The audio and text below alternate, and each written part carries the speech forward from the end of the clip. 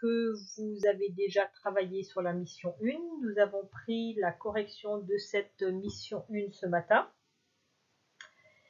Ici, il ne s'agit pas donc de prendre la correction de cette mission, hein, c'est comme habituellement. Si vous avez des corrections à mener concernant la mission 1 de bâti végétal, ce sera à réaliser s'il vous reste du temps. Et donc le travail à faire pour aujourd'hui est suivant. Donc nous passons sur la mission 2. Sur la mission 2, donc, elle est composée de 3 phases. La phase 1 sur la veille sociale. Donc, vous constatez ici, donc je vous lis, hein, Nathalie souhaite se tenir informée régulièrement de la réglementation sociale et plus particulièrement du taux horaire du SMIC, des taux de cotisation sociale et de réglementation sur les contrats partiels. Pourriez-vous, donc il manque le vous, hein, pourriez-vous lui proposer une solution pour mettre en place cette veille sociale? Alors, qu'est-ce que j'attends ici de vous? Non pas que vous inventiez cette mise en place de cette veille sociale, mais ce que j'attends de vous, c'est en fin de compte la mise en application de ce que vous avez fait avec Madame Butin lors du travail un vendredi matin au CDI. Elle vous a certainement donc présenté une démarche pour mettre en place une veille. Elle vous a également parlé d'outils. Donc j'aimerais bien que ces outils ici, vous les utilisiez, vous les décrivez. Alors un outil éventuellement ou un logiciel qu'elle a certainement évoqué, c'est Zotero. Donc là j'aimerais voir des imprimes écran donc de cette veille sociale que vous allez mener pour Nathalie. Notamment, donc trouver sur cet imprimé écran le taux horaire du SMIC, les taux de cotisation sociale. Et je vous rappelle également que sous Zotero, en principe, il y a des thèmes. Et des thèmes que vous avez peut-être mis en place. Et donc, si ça n'a pas été fait, eh bien, c'est le moment ou jamais de mettre en place ces différents thèmes. Donc déjà, je pense qu'il y a 2 grands thèmes qu'il faudrait voir sur Zotero. C'est la veille fiscale et la veille sociale, ça ce sont déjà les 2 grands thèmes, et puis évidemment des sous-thèmes au niveau de la veille sociale qui pourraient éventuellement être les chapitres de votre livre. Donc ça c'est la première des choses. Donc là je veux vraiment donc, que vous lui proposiez une solution, donc que vous mettiez en avant les outils qu'elle vous a montrés, et puis donc pour illustrer, mettre quelques imprimes écran, notamment pour éventuellement un mode opératoire donc pour cette veille sociale. Donc ça c'était pour la mission 2, phase 1, donc la veille sociale. Donc c'est vraiment un résumé de ce qui a été vu avec Madame Butin, les prises de notes certainement que vous avez dû prendre. Donc c'est vraiment un résumé de ça, plus l'illustration donc sous forme d'imprime écran, éventuellement de tous les outils logiciels qu'elle a pu vous montrer. Deuxième partie, deuxième phase, donc sur cette mission 2, c'est les différents contrats de travail. C'est notamment donc l'évolution et la réglementation des contrats de travail à temps partiel. Donc là, c'est un rapport. Donc attention à la forme ici.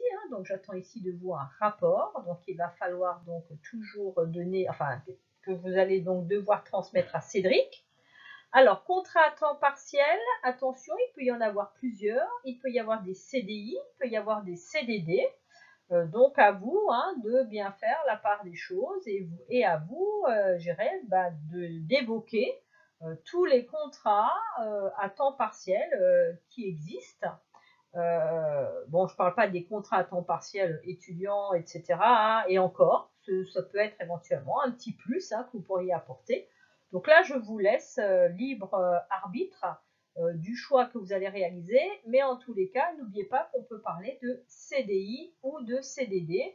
Ça, c'est en tous les cas les 2 points essentiels, d'accord, qu'il faudra évoquer ici.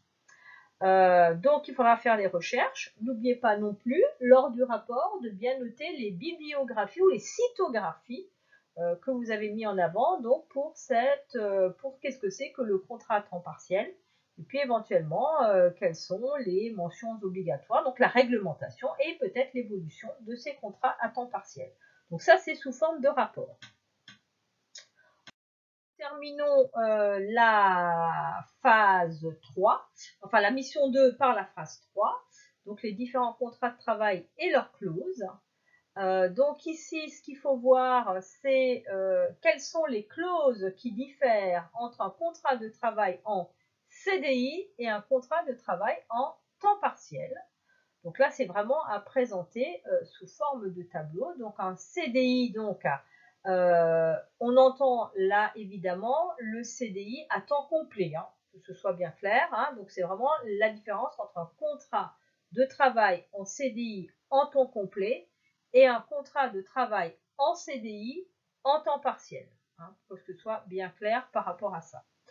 Donc là, pareil, hein, à faire sous forme de tableau, puisque c'est véritablement ce qu'on vous demande. Donc n'oubliez pas hein, les différentes mentions. Donc, soyez un petit peu judicieux concernant les mentions que vous pourriez éventuellement apporter ici. Une fois que vous avez réalisé tout ce travail, eh bien, il va falloir sauvegarder votre travail, déposer votre travail, donc toujours sous Moodle, dans Atelier professionnel. Donc ça se situe dans la SP2, mission 2, groupe 2, travail du 18 octobre, pour que surtout vous ne vous trompiez pas, d'accord, au niveau du dépôt. Et le travail doit être déposé entre 17h15 et 17h30. Et donc, il devrait y avoir que 2 fichiers au maximum. Je ne veux pas plus que 2 fichiers au maximum. Donc, à vous. Alors, la mission 1, la mission 2 et la mission 3. Donc, ça, c'est à votre choix. Hein, sous quel type, enfin, qu'est-ce que vous voulez regrouper. Ça m'est égal. Mais en tous les cas, il ne doit pas y avoir plus que 2 fichiers maximum.